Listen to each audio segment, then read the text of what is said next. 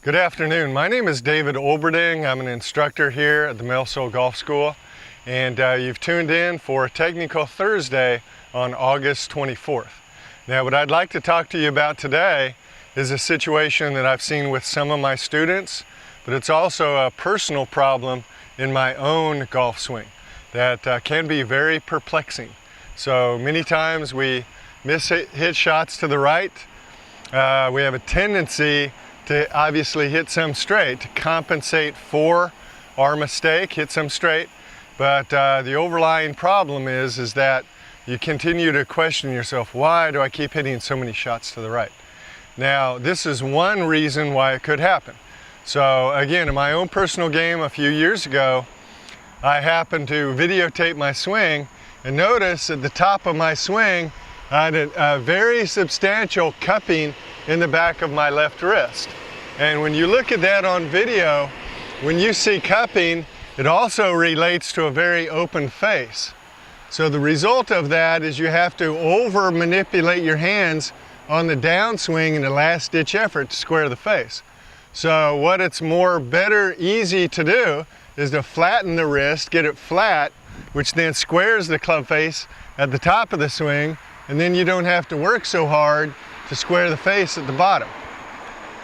So this is a problem I also had back in junior high and high school, but it seems to have shown back up again. Now, back in the old days, we used to take like a ruler or a stick and put a sweatband on your arm, and then basically you just put it underneath your sweatband, a ruler, and the wrist, and then you practice taking some swings at the top. And what you'd notice then would be that the leading edge of the golf club is parallel to my left arm. So that's deemed to be square.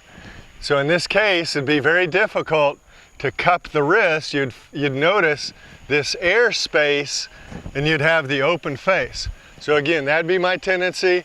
And so with this, it would flatten.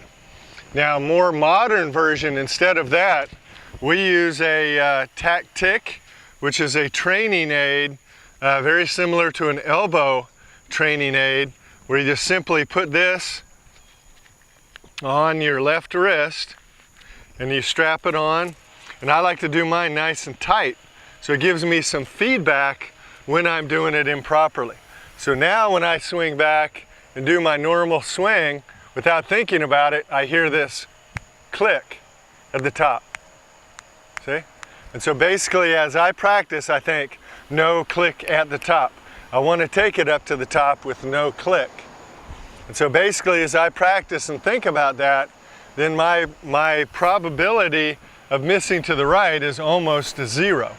So basically, the thought is, to keep the club face square, you have to be aware of the back of your left wrist. So again, as I practice, extremely beneficial that I have an awareness that it's square and that I don't have to work that hard then to hit a straight ball. So I'm going to go ahead and take it up to the top, pause, and then hit the ball. And as you can see, it's nice and straight. But if I get up to the top and hear a click, then when I swing down, it always misses to the right. So sometimes it's a little less than ideal, but I actually go out on the golf course and think about that, because I get tired of missing to the right. And so I just think flat back of the left wrist, flat back of the left wrist, flat back of the left wrist, and the ball goes pretty straight for me. So hopefully that will help you if you have a problem missing the ball to the right. Thank you for tuning in.